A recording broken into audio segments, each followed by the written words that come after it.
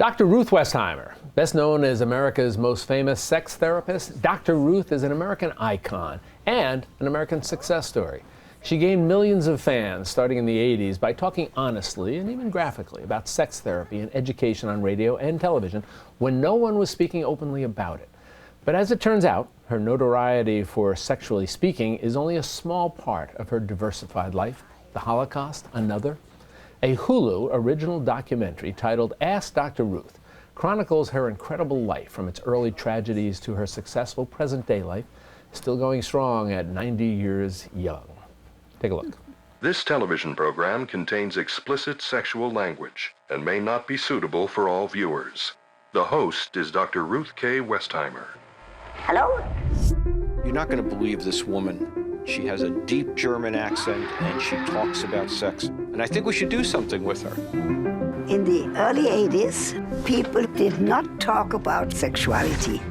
You have a certain list of words you can't say. Well, we said them. And then let him insert his penis into the vagina from behind. We didn't think it would explode like it did. And then, of course, you got her own television shows. And it is indeed a pleasure for us to welcome Dr. Ruth back here to MetroFocus. It's always so nice to see you. Thank you, Jack. Good to see you again.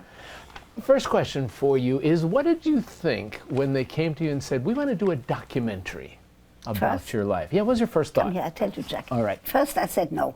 Really? I said enough already. Why? I said they already chronicled everything about me. I already have books about my life. I have autobiography about my life. And then I decided, okay, I will do it. And now, Jack, come here, I tell you a secret. I am delighted. So the film, Ask Dr. Ruth, I have to tell you a secret. They just had in the Los Angeles Times a wonderful article, and they said that Ask Dr. Ruth for 2019 is what the film Ruth Bader Ginsburg was for 2018. That pleases me no end. Well, you should be pleased because it is indeed that. I want to touch base on a couple of things that people might not know about you. I want them to watch the film because the film is fabulous. And there's so much there that even people who thought they knew a lot about you didn't know about it. And I'm one of those people because you and I have done interviews before. People might be astonished to know your involvement when you traveled as a 17-year-old to what was then Palestine, and your involvement with the Haganah. Right. Tell you us say a that little. very nicely. Well, thank you. Thank you. Tell us they about don't that. actually, I don't make a big to-do over it. You have not in the past made a big deal. But this is a it's big true. deal. Not only that, I was a sniper. You were trained Jack, as a sniper. I can put 5 bullets into that red circle. I was fortunate, I never killed anybody, but I was a very good sharpshooter. And we're showing in the film that here I'm 90 and a half. I can still put a Sten gun together with my eyes closed. You can. But when in the film it shows very well when I'm holding that Sten gun and I'm showing that I can still use it, at one moment I say, enough. Who knows how many people were killed with that particular gun. So I don't touch a gun anymore. But I wanted people to know that even so I'm 4'7", even so I grew up in an orphanage, I went on a kibbutz, I am very much of a Zionist, I still go to Israel every year, but I'm very happy to live in New York. No And we're question. very happy to have you here. What has happened to me could have only happened in New York. Right. So there are things even about my 3 marriages, there are things that people did not know. Because I concentrated on educating about relationships and about sexuality. Let me ask you, because you have always been a teacher, you still teach. You and I were talking about it before now, you still teach. You're teaching at Columbia. You've taught And at Hunter. You've taught and at Hunter. You've taught at Yale, where I went, and where I teach now, as a And matter Princeton. of fact. And Princeton. Well, we leave the Yale guys leave the Princeton people out of the conversation. No, I had a good time, Princeton and Yale. I know. But one of the things, as a teacher, you were one of the first people back in the 80s to step up and start talking about AIDS.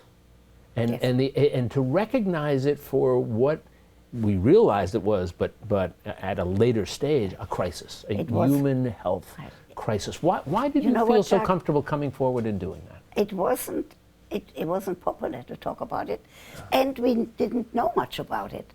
But one thing that I knew, I'm 4'7", I knew I have to stand up to be counted about respect for homosexuality, because that's from my background, that I have to say everybody has to be respected. And then I was horrified about that dreadful disease that we didn't know enough. So I had to talk about how careful you have to be to use condoms, and it wasn't popular. At one scene in the movie, I got arrested, a citizen arrest, because I talked about homosexuality. That, yeah. Because of my background as a Nazi victim, having lost my entire family to the Nazis during World War II, that I did not like. Now I'm going to tell you something that's not in the film. When that state trooper brought me back to the motel that evening after the lecture, first of all, I made the lecture so riveting, the guy who arrested me forgot to arrest me during the lecture. He was sitting there with his mouth Waited till the open. end. At the end he came. The trooper said, he was supposed to take me to the airport the next morning. The trooper said, "Do you want me to stay here overnight?" I said, "Yes!" It was in a motel, there were 2 bedrooms. I called his wife. I said, "I'm keeping him overnight, tomorrow morning you get him back." Because I was a little shook up. I didn't want him to come to the airport to do that again. That had to do with my coming out of Nazi Germany. Sure.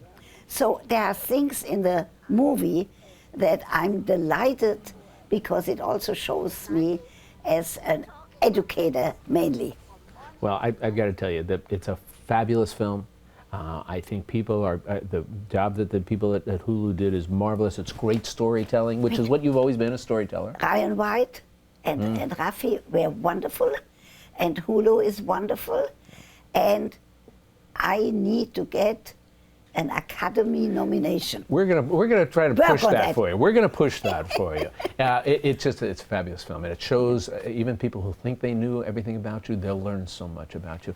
It is always such a pleasure to spend some time chatting. See you with again Indeed. at Yale or in New York. We'll follow you. We'll see you again one of those places. Thank you. Good seeing you. At as the always. movies. Indeed. And a reminder for you, the documentary Ask Dr. Ruth will premiere on Hulu in the spring. For more information, please visit us at metrofocus.org.